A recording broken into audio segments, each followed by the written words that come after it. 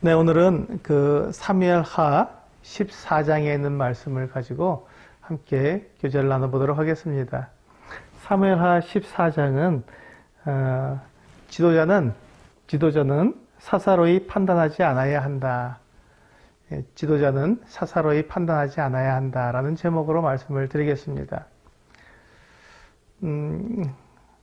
지금 이 사무엘하 14장의 배경은 지금 이 압살롬이 그의 형 암논을 살해하고 이제 그 외할아버지인 그술왕 달메에게로 피신해서 3년 동안 거기에서 이제 그 그술 땅에서 지금 생활하고 있는 상황입니다. 그런 가운데에서 지금 14장 1절로 넘어오면 수르야의 아들 요압이 왕의 마음이 압살롬에게로 향하는 줄 알고 이렇게 시작하고 있습니다. 지금 이 다윗 왕의 마음에 이 압살롬에 대해서 이렇게 마음 아파하고 그리워하고 압살롬을 사랑하는 마음을 가지고 있다는 것을 요압이 알았던 것이죠. 그래서 이 요압이 이제 이 압살롬을 다시금 예루살렘으로 이스라엘로 다시금 이렇게 오게 하는 회복시키는 일을 계략을 꾸미게 됩니다. 여기서 왜 그 계략이라고 말씀을 드렸냐면 요압이 지금 계획하고 있는 것들은 정당한 방법이 아니었기 때문에 그렇습니다. 그래서 이 요압이 이 같은 계략을 꾸며서 다윗 왕을 통해서 자기의 어떤 이 욕구, 자기의 어떤 계획을 갖다가 성취해 나가려고 하는 것들을 보게 되는 것이죠. 그래서 이때 이제 이 다윗 왕이 이와 같은 주변에 있는 사람들의 어떤 이 같은 계략들, 계획들을 이렇게 보면서 그와 같은 것들을 어떻게 판단하고 올바르게 그것을 이렇게 재판하는가 하는 것들을 우리는 살펴보면서 우리가 교훈을 받아야 한다고 생각이 됩니다. 뭐 국가든지 또 그 회사든지 또는 교회든지 어디든지 지도자 주위에는 여러 그 사람들이 여러 가지 호소를 하면서 이렇게 다가오는 것을 볼 수 있습니다. 여러 가지 요구 조건이 있는 것이죠. 지도자에게 요구하는 것들이 많이 있습니다.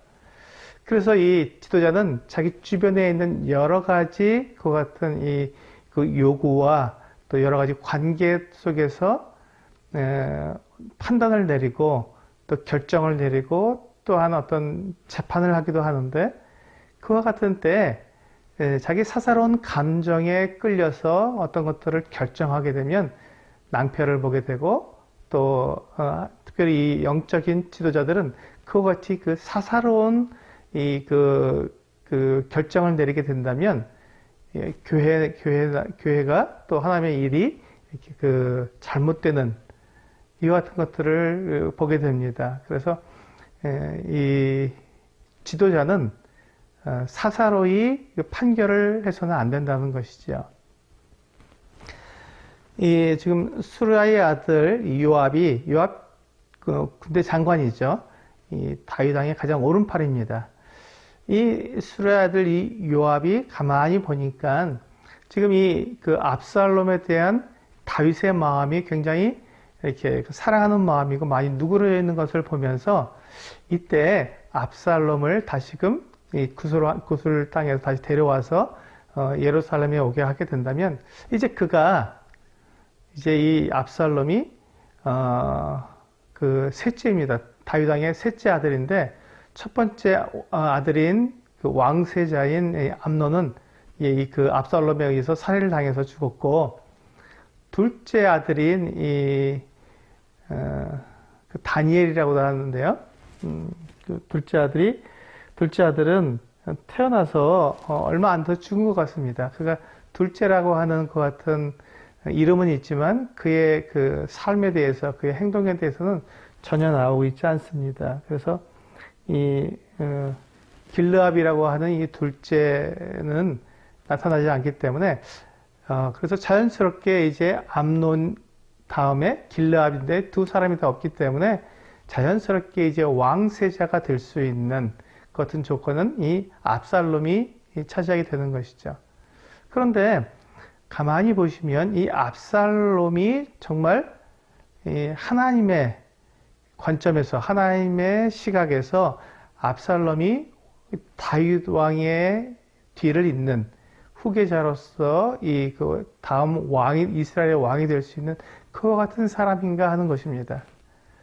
압살롬 지금 그 자기 형 암논을 자기 어떤 자기 동생을 갖다가 이렇게 강간한 것에 대한 보복한 마음으로 하나님께 그 복수를 맡기지 않고 자기가 직접 아주 계략을 꾸며서 잔인하게 죽이는 이와 같은 사람이었기 때문에 이 지금 압살롬은 사실은 왕이 될 수 있는 그와 같은 사람이 아니었습니다. 그런데 지금 요압은 그와 같은 것들에 대해서 생각하지 않고 이 정치적인 어떤 생각들, 정치적인 판단들, 자기의 어떤 경험에 의해서 당연히 셋째 아들이니까 이제 그 형들은 다 없으니까 당연히 압살롬이 그 왕세자가 되어서 왕이 되어야 한다는 이 같은 판단을 했기 때문에 이 압살롬을 도와주려고 하는 것이죠. 그래서 이 압살롬이 만약에 정상적으로 잘 예루살렘에 복귀하게 되고 또 거기서 이제 다윗과 좋은 관계를 이루었다가 그가 후계자가 된다면, 그 다음 왕이 된다면 요압은 이 압살롬과 좋은 관계를 가지고 있기 때문에 자기의 지위나 자기의 모든 형편이 이제 안정적이 될 것입니다. 그렇기 때문에 그와 같은 이 압살롬을 지금 돕는 것이죠.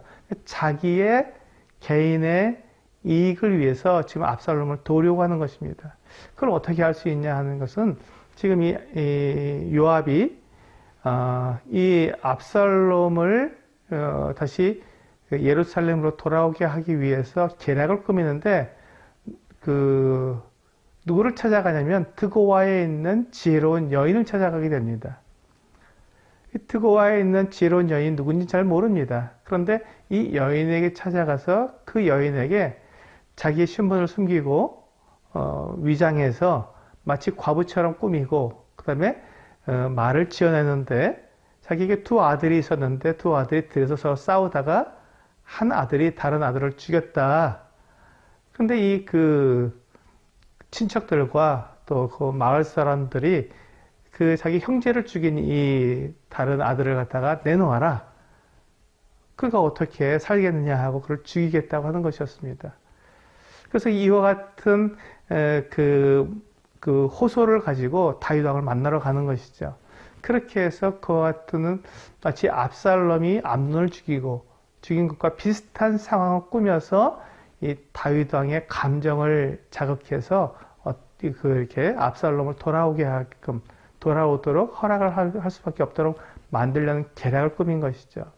근데 만약에 여기서 이 요압이 자기가 계략을 꾸미지 않고 정말 하나님의 인도하심과 하나님께서 이스라엘을 다스리시고 합당한 왕을 세우시는 것 같은 분명한 하나님의 뜻 가운데서 그가 행했다면 그는 이 드고아에 있는 지혜로운 여인을 찾지 않고 선지자 나단을 찾아갔을 것입니다.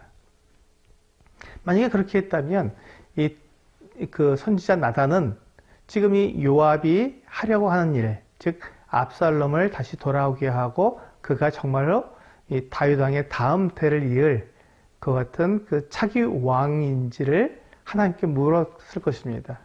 그 하나님께서 그 같은 것을 허락하셨을 때 이 나단이 이 다윗 왕에게 들어가서 압살롬을 다시 돌아오게 해주십시오라고 이렇게 이야기했을 텐데 요압은 그와 같은 확신은 없었습니다. 압살롬이 그와 같은 사람인지에 대한 확신은 없었는데 자기 생각에, 그러니까 이 정치적인 판단과 이 세속적인 어떤 경험에 의해서 봤을 땐 당연히 압살롬이 차기 왕이 되어야 한다고 하는 이 어떤 당위성을 가지고 그것을 자기의 그 어떤 생각을 이루려다 보니까 선지자 나단을 찾아가지 못하고 이 지혜로운 여인, 드고아에 있는 지혜로운 여인을 찾아가서 그 여인에게 부탁하게 된 것입니다. 이와 같은 일을 이제 하게 될 때 우리는 지금 이 요압처럼 그렇게 자기의 생각, 자기의 이와 같은 계획을 가지고 하나님의 일을 하려다 보면 늘 그것이 문제가 되는 것을 우리는 알 수가 있는 것이죠. 그래서 이제 이 드고아의 이 지혜로운 여인이 왕을 찾아가서 이 요압에게서 자기가 들은 요압이 부탁한 그와 같은 이야기들을 잘 꾸며서 다윗 왕에게 이야기합니다. 이 이야기를 들은 다윗 왕이 참 이 과부인데 과부가 두 아들이 있었는데 한 아들은 저희 형제에서 죽었고 또 한 아들까지 나머지 있는 딱 피부치 하나 있는데 그 아들까지도 이 친척과 이 마을 사람들이 죽이게 된다면 이 과부가 정말 모든 것이 다 끊어져 없어져 버리든 모든 것이 다 잃어버리게 된 이 같은 딱한 처지에 있다는 것을 딱 들었을 때 다윗은 감정적으로 이것도 반응하게 되었습니다. 그래서 이 다윗은 이 하나님의 말씀에 따라서 왕이 무엇을 판결하고 결정할 때는 그것이 정말 옳은지를 제대로 재판을 해야 됐는데 다윗은 그렇게 할 여력이 없었습니다. 그렇게 하지 않고 곧바로 즉흥적으로 이 여인의 이 같은 정말 불쌍하고 동정심이 가는 이 같은 상황에 의해서 자기 스스로 그냥 결정을 내려버린 것이죠. 그래서 내가 명령을 내려서 이걸 다 내가 그 어려움이 되지 않도록 하겠다라고 했더니 이 여인이 그것으로 만족하지 않고 조금 더 나아가서 왕과 왕위에는 전혀 그 문제가 생기지 않고 이 모든 것들에 대한 잘못된 것들은 다 나와 우리 그 집안이 다 벌을 받겠습니다 라고 얘기하자 무슨 소리냐 내가 그 아이의 머리털 하나도 다치지 않게 하겠다라고 다시 약속해 줍니다. 그런데 이 여인이 거기서 끝나지 않고 더 확실한 맹세를 얻어내기 위해서 이제 보복하는 자들이 이렇게 우리 아이들을 건드리지 못하도록 다시 한번 요구하게 됩니다. 그러자 다윗 왕이 이 여인에게 하나님의 이름으로 맹세합니다. 그래서 이 아이를 보호해 주겠다고 맹세를 하게 됩니다. 근데 이렇게 되면 이제 이 여인이 이제 그 다윗 왕에게 이와 같은 말을 하고 이와 같은 이야기를 꾸며낸 이유가 뭐냐면 바로 그것입니다. 다른 형제가 다른 형제를 죽였을 때 그것에 대해서 이렇게 이렇게 형벌하지 않고 용서하고 그를 보호해 주겠다고 하는 분명한 그 판결을 내렸기 때문에 그와 동일한 그 적용이 압살롬에게도 되어야 한다는 것이죠. 그 아들은 아무런 문제 없이 다른 형제를 죽였는데도 아무런 문제 없이 왕이 보호해 준다 했으면 압살롬 역시도 보호해 줘야 한다는 것입니다. 그와 같은 이 다윗 왕의 판결을 끌어내기 위해서 이 여인이 그와 같은 정말 이 동정이 가고 불쌍한 모습으로 이 왕에게 나왔던 것이죠. 이제 다윗 왕이 그와 같은 판결을 내려서 하나님 이름으로 맹세를 하게 되었을 때 이제 이 여인은 자기의 정체를 드러내게 됩니다. 그렇다고 해서 자기가 이제 여태까지 다 거짓말이었습니다 이렇게 말할 수가 없으니까 이제 다시 이 다윗 왕의 압살롬과의 관계를 이제 건드리게 됩니다.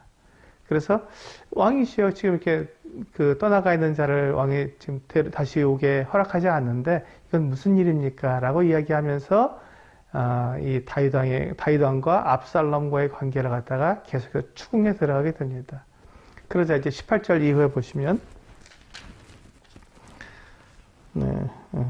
18절 이하에 보시면 이렇게 이제 말씀하고 있습니다. 왕이 그 여인에게 대답하여 이르되 바라노니 내가 내게 묻는 것을 내게 숨기지 말라.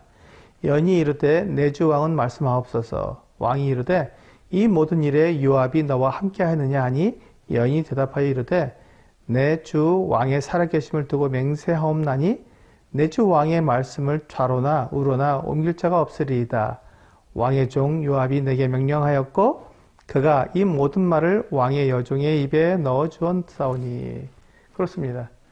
이제 이 여인은 그와 같은 고백을 하게 되는 것이죠. 요압이 자기에게 해준 말입니다. 이게 다 꾸며진 얘기입니다.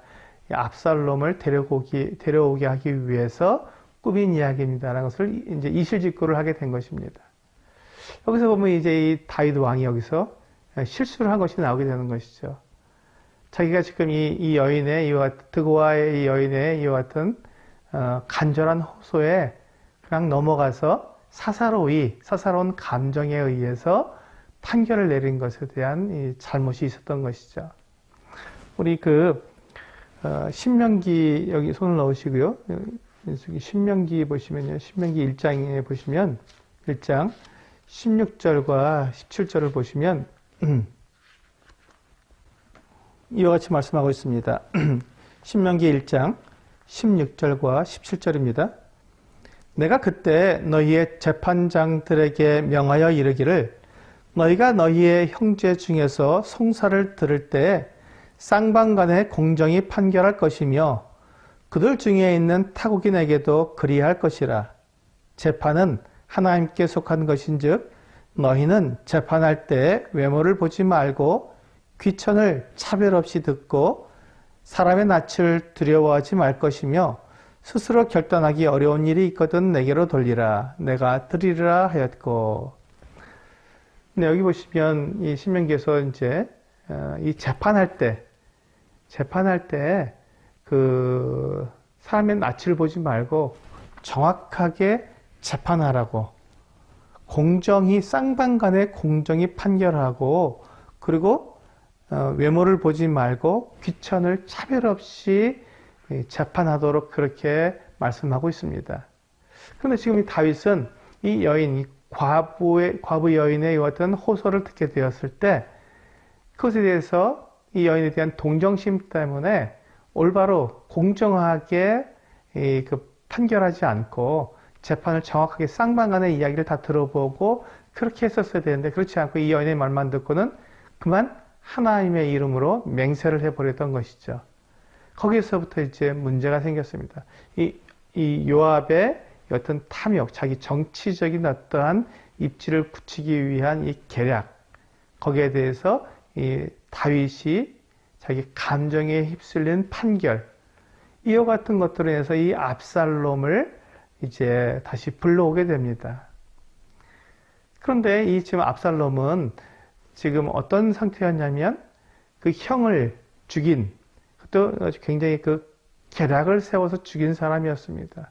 근데 그가 단지 구술 땅에 가서 자기 외할아버지인 구술왕 달메에게 가서 숨어서 거기서 피해서 거기서 생활했는데 지금 거기서 3년 동안 지냈지만 아마도 이 압살롬은 그곳에 가서 그가 자기의 잘못을 뉘우치거나 거기서 회개하거나 내가 왜 이렇게 정말 분에 못 이겨서 이 어떤 악한 짓을 했는가, 하나님께서 나를 보시기 어떨까, 하나님 앞에서 자기를 이렇게 살펴본 것이 아니라 아마도 구술 땅에 가서 거기서 이제 왕이니까요. 외할아버지가 왕이니까 거기에서 이렇게 인정받으면서 거기서 또 이렇게 누리면서 아마 자기가 그렇게 자기의 형인 암논을 죽인 것에 대한 정당성을 했을 것 같습니다. 왜냐하면 거기는 지금 이 압살롬과 또 다말의 외갓집이니까. 그러니까 당연히 이 다말을 욕보인 암논이 잘못한 것이고 그 암논의 그와 같은 악한 행위에 대해서 압살롬이 보복한 것은 잘한 것이다. 정당방위다.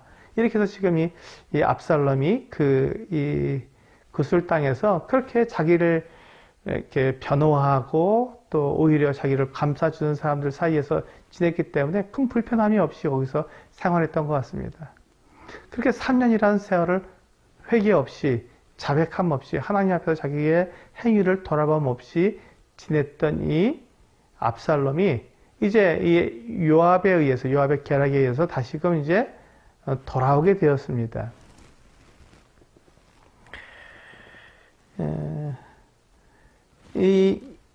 그런데 요압이 압살롬이 돌아온 다음에 압살롬의 태도를 보니까 문제가 있었습니다. 또 다윗의 태도를 보니까 문제가 있었던 것입니다. 이 압살롬이 이제 구술에서 다시 돌아와서 예루살렘에 왔을 때 다윗 왕이 당연히 지금까지 압살롬을 그리워하고 사랑하고 압살롬을 향해서 정말 안타까워하는 이와 같은 마음을 요압이 보았기 때문에 돌아오면 이 다윗 왕이 압살롬을 갖다가 이렇게 용납해주고 정말 받아서 함께 그렇게 잘 지낼 거라고 생각했는데 다윗 왕은 그렇게 할 수가 없었습니다. 압살롬이 지은 죄는 그렇게 간단하게 3년 정도 그렇게 가서 외갓집에 가서 있다가 돌아오는 것으로 용서될 수 있는 그 같은 문제가 아니었기 때문에 그렇습니다. 그래서 다윗 왕은 이 압살롬을 보지 않겠다. 너희 집에 그냥 내려가라 하고 그냥 집으로 보냈던 것이죠. 그때 요압은 알았습니다. 뭐 잘못됐구나. 내 계략이 잘못됐구나 하는 것을 알게 되었습니다.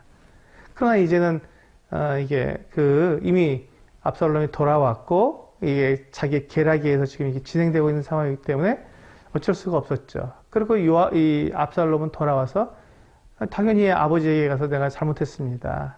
하나님 앞에서 내가 범죄했습니다. 나를 용서해 주십시오 할 줄 알았는데 그렇게 하지 않고 자기를 이렇게 못마땅하게 여기고 얼굴도 보지 않고 집으로 내려가라 한 아버지에 대한 불평과 불만을 가지고 있는 압살롬을 보면서 뭔가 잘못됐다는 생각을 가지게 된 것이죠. 그래서 이 압살롬이 이 요압을 몇 번 불러서 나를 좀 아버지를 만나게 해주라 이렇게 얘기하려고 그랬는데 이 요압이 압살롬을 만나지 않습니다. 압살롬의 태도가 회개하지 않고 정말 거만한 그 같은 모습이었기 때문에 이 요압은 이 압살롬을 이렇게 피했습니다. 여기서 보시면 우리가 이제 이 지도자, 이 압살롬도 왕자니까 지도자지요. 그래서 이 압살롬이 지금 지도자가 되기 위해서 이 요압이 볼 때에도 압살롬이 이 지도자가 되기 위해서는 그 인격이 필요하다는 걸 알았는데 이 압살롬은 그와 같은 인격이 없었던 것을 알게 되는 것이죠. 우리 디모데전서 3장을 보시면 우리 교회 안에 있는 이 지도자들을 하나님께서는 어떠한 사람을 세우라고 하셨는지 그 항목들을 볼 수 있습니다. 하나님께서는 이 창세기부터 계시록까지의 모든 이와 같은 말씀 가운데 지도자에 대한 하나님의 이 같은 자격은 그의 인격이었습니다. 물론 그의 능력도 필요했지만 그 같은 능력은 하나님께서 부어주시는 거기 때문에 기본적인 능력을 가지고 있다면 그의 인격이 더 중요했던 것이죠. 그래서 하나님께서는 그 같은 인격들을 쭉 말씀해 오시다가 이제 신약 성경에서 디모데전서 3장에서 이 교회의 감독들, 장로들, 그래서 인도자들을 세우게 될 때 그들이 어떠한 자격 기준이 있어야 되는지를 말씀해 주셨습니다. 1절부터 보시면 미쁘다 이 말이여 곧 사람이 감독의 직분을 얻으려 함은 선한 일을 사모하는 것이라 함이로다. 그러므로 감독은 책망할 것이 없으며 한 아내의 남편이 되며 절제하며 신중하며 단정하며 나그네를 대접하며 가르치기를 잘하며 술을 즐기지 아니하며 구타하지 아니하며 오직 관용하며 다투지 아니하며 돈을 사랑하지 아니하며 자기 집을 잘 다스려 자녀들로 모든 공손함으로 복종하게 하는 자라야 할지며 사람이 자기 집을 다스릴 줄 알지 못하면 어찌 하나님의 교회를 돌보리요. 새로 입교한 자도 말지니 교만하여져서 마귀를 정죄하는 그 정죄에 빠질까 하며 또한 외인에게서도 선한 증거를 얻은 자라야 할지니 비방과 마귀의 올무에 빠질까 염려하라. 이와 같이 집사들도 정중하고 일구이연을 하지 아니하고 술에 인박히지 아니하고 더러운 일을 탐하지 아니하고 여기까지 이제 계속해서 이 어떤 그 기준에 대해서 이 감독과 이 장로와 이 집사에 대한 이 교회 인도자들에 대한 어떤 그 자격 기준을 지금 이렇게 말씀하시고 그것에 대한 이제 결론적으로 그것을 말한다면 9절에 나왔죠. 깨끗한 양심에 믿음의 비밀을 가진 자라야 할지니 그 앞에 나와 있는 이 여러 가지 뭐 9가지 정도 되는 이와 같은 그 자격 조건에 대해서 한마디로 요약한다면 이 9절 말씀으로 요약할 수 있을 것입니다. 깨끗한 양심에 믿음의 비밀을 가진 자라는 이와 같은 한마디로 요약할 수 있겠습니다. 하나님께서는 우리가 그 선한 양심, 착한 양심을 가지고 그 착한 양심과 함께 믿음으로 살아가도록 우리를 말씀해 주고 있습니다. 거기에 대한 가장 기본적인 본을 보여야 할 사람들을 이 지도자라고 말씀하고 있는 것이죠. 그 지도자들은 어떤 그 능력이나 어떤 그 은사의 출중함 이런 것도 중요하겠지만 그보다 더 중요한 것은 이와 같이 깨끗한 양심의 믿음의 비밀을 가지고 있는 이와 같은 사람들이 지도자가 되어야 합니다. 만약에 이와 같은 인격적인 것들이 부족한데 어떤 능력과 은사의 출중함을 가지고 인도자로 세워지게 된다면 그 같은 사람들은 그와 자기의 능력과 자기의 출중한 은사를 가지고 하나님과 또 사람들을 해치게 될 것입니다. 자기를 자랑하고 자기를 높이려고 할 것입니다. 왜? 자기의 능력이 있으니까. 하나님을 의지하는 것보다는 자기의 능력으로 모든 것들을 할 수 있기 때문에 그렇게 자기 자신을 더 높이려고 하지 섬기고 또 사랑하고 또 겸손하게 자기를 낮추는 이와 같은 모습을 나타내기는 어려울 것입니다. 그래서 하나님께서 교회 안에 그 인도자들을 세울 때는 그들의 인격을 보아라 라고 말씀하고 있는 것입니다. 그들이 인격적으로 그들이 정말로 성도들을 섬길 수 있는 사람인지, 그들이 겸손하게 다른 사람들을 이렇게 섬길 수 있는지, 그 같은 자세가 되지 않으면 교회는 사랑이 나타날 수 없기 때문에 그 같은 인도자들은 반드시 이 인격적인 모습을 살펴서 그 인격을 갖춘 사람을 인도자로 세우도록 말씀하고 있습니다.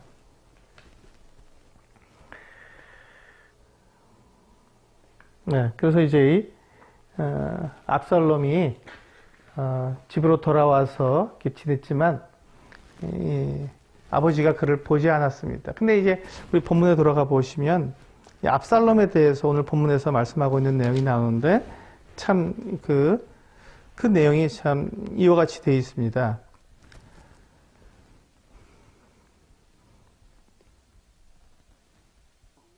네, 25절부터 보시면, 네, 25절부터 27절까지 보시면, 사무엘하 14장 25절부터 27절, 온 이스라엘 가운데서 압살롬 같이 아름다움으로 크게 칭찬받는 자가 없었으니 그는 발바닥부터 정수리까지 흠이 없음이라. 그의 머리털이 무거움으로 연말마다 깎았으며 그의 머리털을 깎을 때 그것을 달아본 즉 그의 머리털이 왕의 저울로 200세겔이었더라. 압살롬이 아들 셋과 딸 하나를 낳았는데 딸의 이름은 다말이라. 그는 얼굴이 아름다운 여자더라. 압살롬에 대해서 오늘 본문에서 설명해 주고 있는, 그에 대해서 소개하고 있는 내용은 이것이 다입니다. 압살롬이 어떠한 사람인지에 대해서 성경은 말하고 있지 않습니다.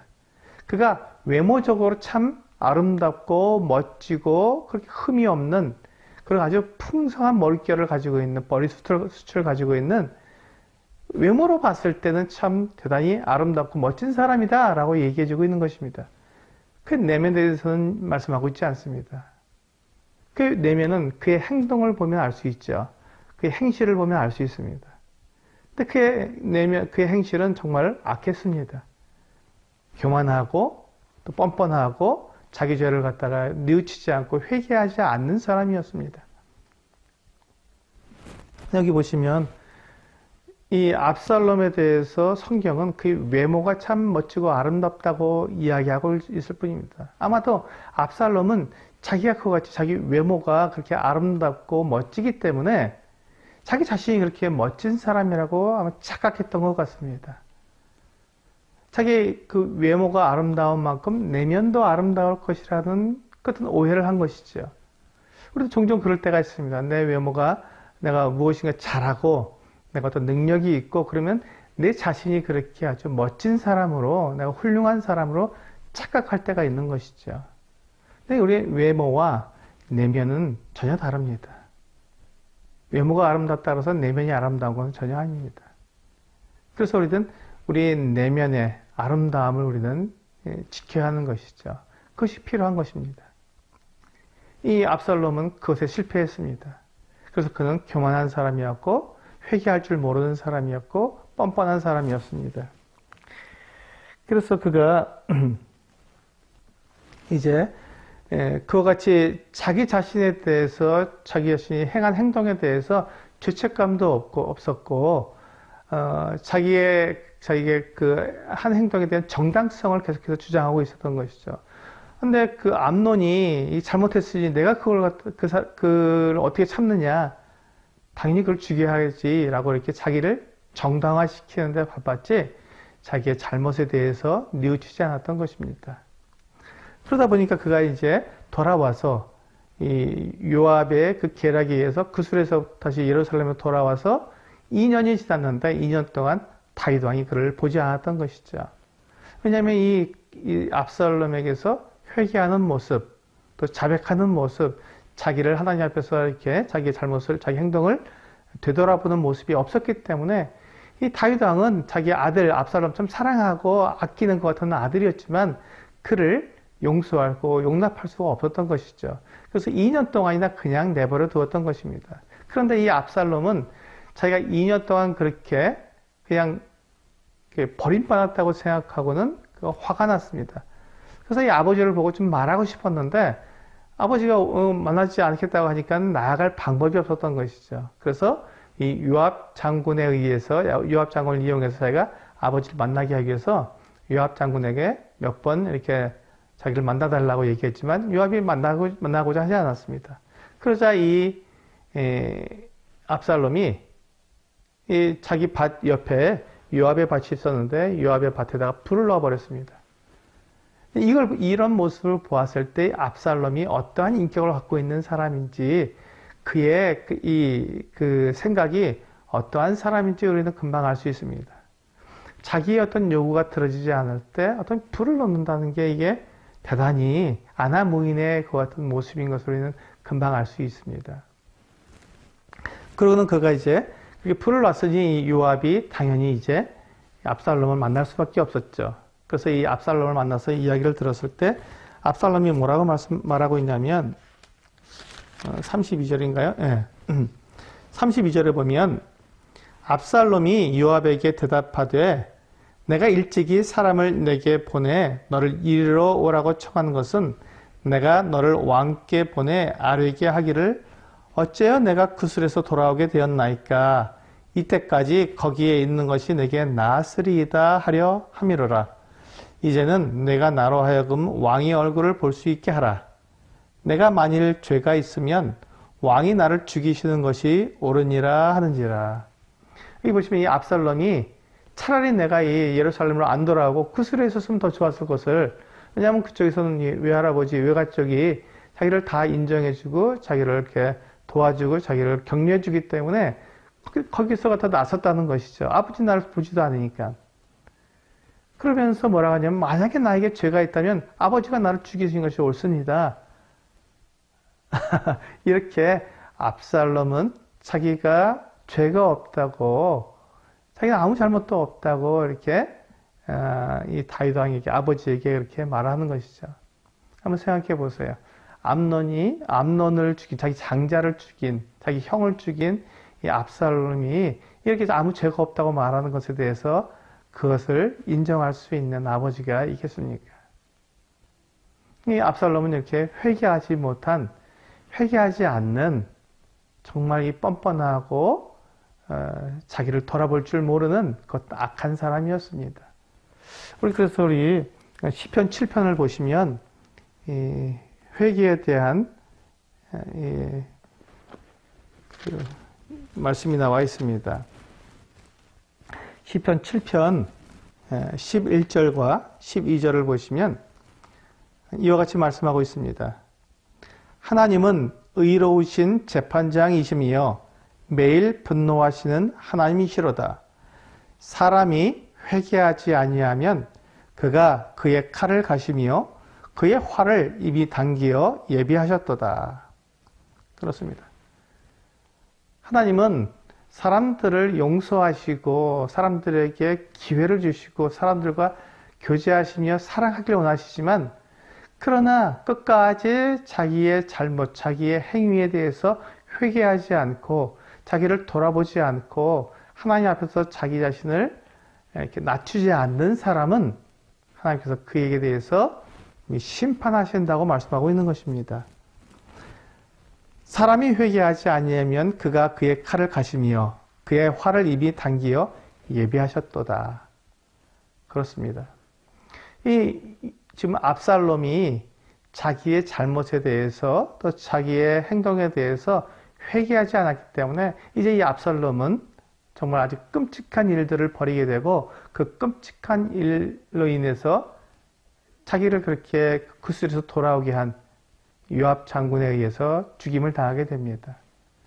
회개하지 않는 사람은 그의 행위가 악하게 되고 하나님을 떠난 정말 끔찍한 같은 죄에 빠지게 될 뿐만 아니라 결국 그가 하나님에 의해서 심판을 받고 그가 멸망할 수밖에 없다는 것이죠. 이것이 우리가 하나님 앞에서 배워야 할 교훈 중에 대단히 중요한 교훈입니다. 회개는 하나님께서 기뻐하시는 일입니다. 회개는 하나님께서 기뻐하시는 일이고 회개를 통해서 우리는 하나님과 교제할 수 있게 되는, 하나님과 화목하게 될 수 있는 그와 같은 관계로 나아가게 됩니다. 그러나 회개할 줄 모르는 사람, 회개를 모르는 사람, 회개하지 않는 사람은 하나님과 화목할 수 없기에 하나님의 징계가 따르게 되는 것이지요. 이제 요압은 압살롬이 그렇게까지 말을 하니까 압살롬을 데리고 왕을 만나게 해줍니다.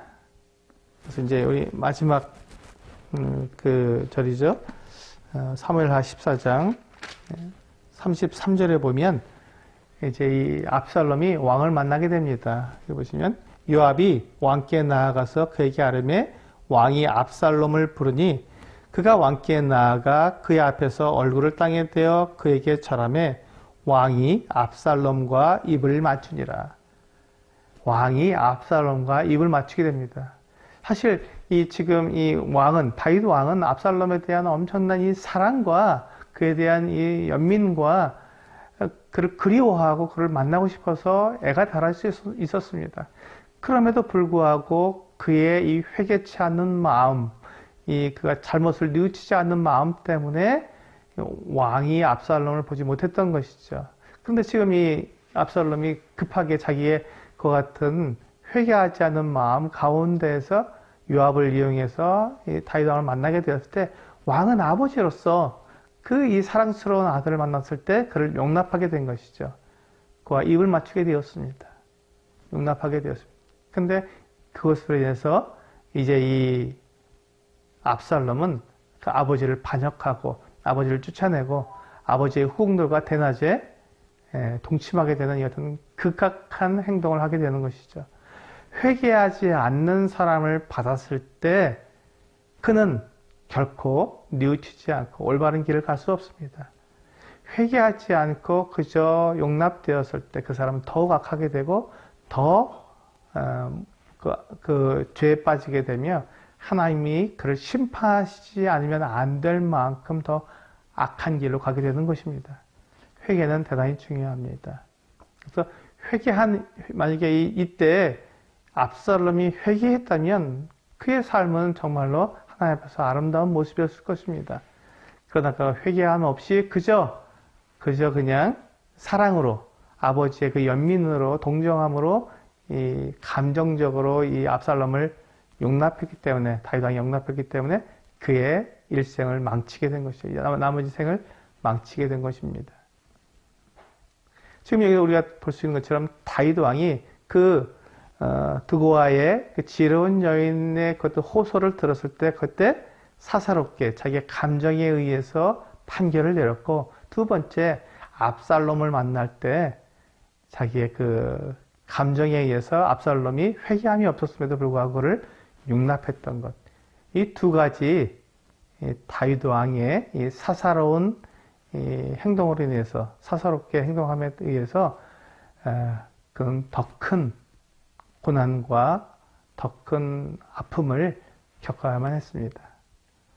우리가 여기에서 이제 볼 수 있는 것이 바로 그런 것이죠. 하나님은 정확하게 하나님의 때에 하나님의 방법으로 모든 일을 행하십니다.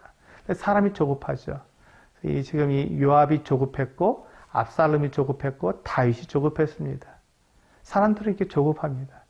그때 우리는 이 조급함에서 벗어나서 하나님이 하나님의 때에 하나님의 방법으로 행할 수 있는 것을 기다리면서 그와 같이 하나님의 역사하심을 우리가 따라가는 그와 같은 모습을 가져야 할 것입니다. 그렇게 될 때 우리는 사사롭게 하는 것이 아니라 정말로 쌍방의 모든 상황을 정확하게 재판하고 외모로 보거나 귀천으로 사람들을 판단하지 않고 정확하게 하나님 앞에서 정직한 재판을 할 수 있게 될 것입니다. 그렇게 하게 되었을 때 우리는 하나님의 그 같은 방법과 하나님의 때를 따라서 모든 것들을 다 이렇게 결정하게 되고 따라가게 될 것입니다. 그때 우리는 진정한 화목이 있는 것이고 사랑이 있는 것이고 하나님의 역사하심을 경험하게 될 것입니다. 이것이 바로 인도자들이 갖춰야 할, 인도자들이 반드시 기억하고 행해야 될 그와 같은 내용들입니다. 사사롭게 내 개인의 감정에 따라서 어떤 것을 결정하거나 판단하게 되면 거기에서 하나님의 방법을 잃어버릴 수 있다는 것입니다. 네, 오늘 우리가 이와 같이 하나님의 말씀을 우리가 살펴보고 우리가 배워야 할 부분들, 정말 우리는 회개가 필요합니다. 그리고 용서가 필요하고 그것은 정확하게 하나님의 방법대로 행해야 한다는 것을 우리는 기억하면 좋겠습니다. 기도하시고 마치도록 하겠습니다.